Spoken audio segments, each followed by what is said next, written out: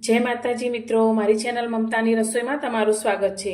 मित्रों, आज आपणे बनावीशुं रोज बनावीने खाय तेवुं एकदम स्वादिष्ट ओछा तेल में ओछा मसाला साथे बटेकानुं शाक। तो जे लोकोने गैस एसिडिटी जेवी तकलीफ थती होय बटेकाना शाक खावाथी, तो आ रीते तमे जो शाक बनावशो तो आ तकलीफ बिल्कुल नहीं थाय। ते रीते आपणे शाक बनावीशुं। तो शाक बनाववा माटे मैं अत्यारे 4 मीडियम साइजना बटेका लीधा छे। तो सौथी पहेला आपणे बटेकानी छाल उतारी लईशुं।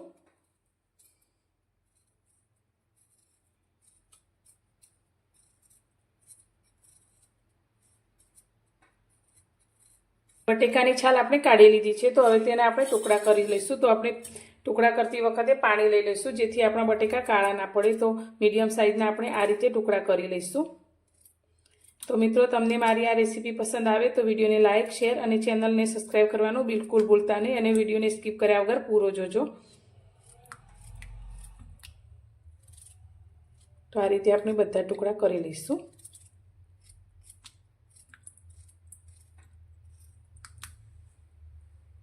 बटेकाने मैं आ रीते मीडियम मोटा टुकड़ा में समारी लीधा छे। तो अत्यारे आपणे 3 થી 4 व्यक्तिने पीरसी शकाय तेटलुं शाक बनावीशुं। शाकनो वघार करवा माटे अत्यारे मैं गैस पर एक स्टीलनी तपेली राखी छे। तो आज आपणे आ बटेकानुं शाक तपेलीमां बनावीशुं। घणा लोकोने कुकरनुं शाक पसंद नथी होतुं, तो आ रीते आपणे तपेलीमां शाक बनावीशुं। तो तेना माटे आपणे अत्यारे 2 चमची जेटલું तेल लईशुं। तो ओछा तेल में आपणे शाक बनावीशुं तो पण एकदम सरस एवुं शाक आपणुं बनीने तैयार थशे। तो गैस चालू करी अने तेलने आपणे गरम थवा दईशुं। तेल आपणुं गरम थई गयुं छे। तो गैसनी फ्लेम अत्यारे आपणे एकदम स्लो करी दईशुं ने अर्धी चमची अंदर राई एड करीशुं। ने राईने आपणे सारी रीते फूटवा दईशुं। અને રાઈની સાથે મેં અત્યારે નાની અડધી ચમચી મેથીના દાણા લીધા છે, તે અંદર એડ કરીશું। તો આનાથી શાકની સુગંધ અને સ્વાદ એકદમ સરસ આવશે અને સાથે બટાકાના શાક ખાવાથી જે ગેસની તકલીફ થતી હોય તે પણ નહીં થાય। તો આપણું આ વઘારમાં જે મેથી અને રાઈના દાણા નાખ્યા છે તેને સારી રીતે ફૂટવા દઈશું।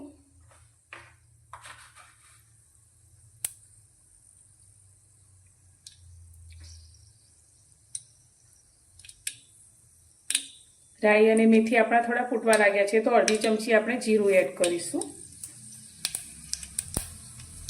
1 લીલું मरचुं लीधुं छे तीखुं, ते पण अंदर एड करीशुं। थोड़ा मीठा લીમડાના पान लईशुं।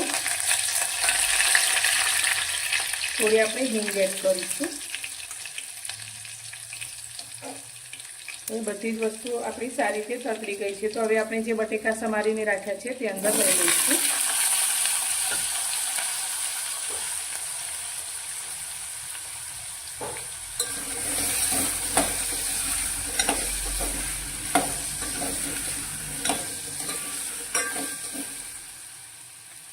बटेकानी साथे मैं 1 मीडियम साइजना टामेटाना आ रीते टुकड़ा करी लीधा छे, ते अंदर एड करीशुं।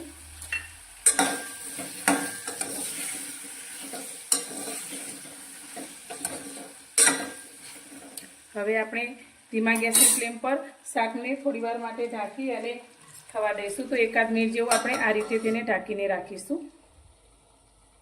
1 मिनिट पछी आपणे शाकने जोई लईए ने तेने आ रीते एक बार हलावी लईए। हवे शाकनो टेस्ट एकदम सरस आवे तेना माटे अत्यारे मैं 1 इंच जेटलो आदुनो टुकड़ो लीधो छे, तेने आपणे आ रीते सीणीनी अंदर एड करी दईशुं। तो आदु अंदर एड करवाथी शाकनो टेस्ट खूब ज वधी जशे। तो आदुने पण आपणे सारी रीते छीणी लीधुं छे। हवे तेनी अंदर अत्यारे मैं 1 टुकड़ो तज अने 2 लविंग लीधा छे, ते अंदर एड करी दईशुं अने फरी आपणे शाकने आ रीते हलावी लईशुं। तो आ रीते शाक तेलमां संतळाशे तो शाकनो स्वाद खूब ज सारो आवशे। तो आपणे जे टामेटा अंदर एड करेला ते पण थोड़ा सॉफ्ट थई गया छे। तो हवे शाकनी अंदर आपणे मसाला करी लईशुं। तो मसालामां आपणे अत्यारे 1 चमची धाणा जीरुं एड करीशुं। अर्धी चमची आपणे लाल मरचुं एड करीशुं। तो जे रीते तीखुं पसंद होय ते रीते आपणे लीला मरचा पण तीखा लीधा छे। अर्धी चमची आपणे हळदर लईशुं। 1 चमची आपणे मीठुं एड करीशुं। बधी ज वस्तुने सारी रीते मिक्स करी लईशुं। हवे फरी आपणे 1 થી 2 मिनिट आ रीते शाकने थवा दईशुं। अत्यारे आपणे पाणी एड नहीं करवानुं। जो शाक वघार कर्या पछी तरत ज पाणी एड करीशुं तो शाकनो સ્વાદ સારો નહીં લાગે. તો આપણે આ રીતે તેને ફરી 1 થી 2 મિનિટ સાંતળીશું. તો જે આપણે મસાલા એડ કર્યા છે તે સારી રીતે બટેકાની સાથે ભળી જશે.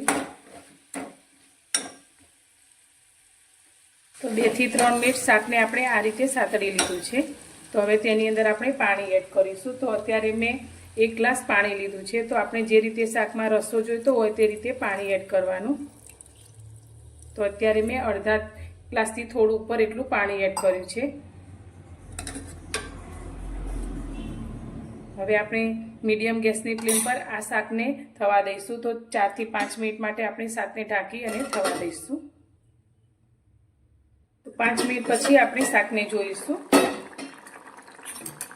તો આ રીતે એકવાર હલાવી લઈશું. તો શાક અત્યારે આપણું 50% જેટલું ચડી ગયું છે. તો ફરી આપણે 5 થી 6 મિનિટ માટે આ શાકને આ રીતે મીડિયમ ગેસની ફ્લેમ પર ઢાંકીને થવા દઈશું.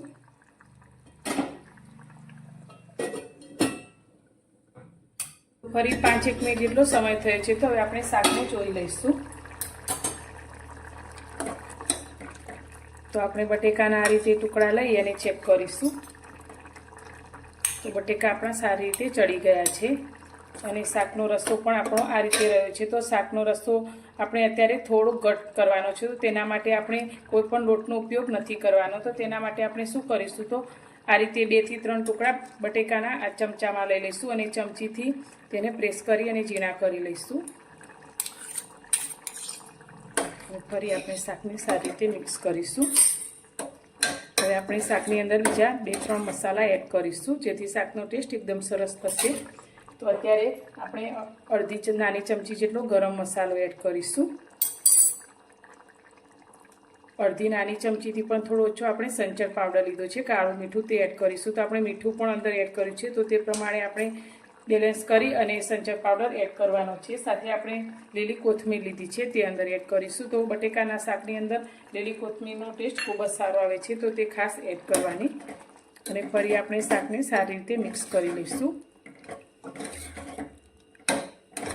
હવે ગેસની ફ્લેમ એકદમ સ્લો કરી અને શાકને ઢાંકી અને ફક્ત 1 મિનિટ માટે આપણે તેને થવા દઈશું.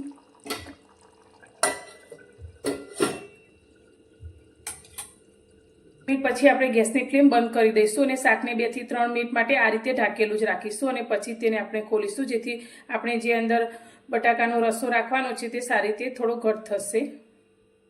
આપણું બનીને તૈયાર છે. તો ખૂબ જ સરસ એવી સુગંધ આવવા લાગી છે. તો આની અંદર આપણે ડુંગળી કે લસણનો બિલકુલ ઉપયોગ નથી કર્યો, છતાં પણ એકદમ સરસ ટેસ્ટફુલ એવું આપણું શાક બનીને તૈયાર છે. તો આ શાક આપણું રસાવાળું હોવાથી તેને તમે ખીચડી સાથે અથવા તો પરોઠા, ભાખરી, પૂરી સાથે પણ સર્વ કરી શકો છો.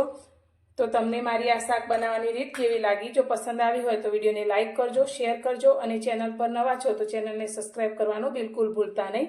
તો ફરી મળીશું એક નવી જ રેસીપી સાથે નવા વિડીયોમાં.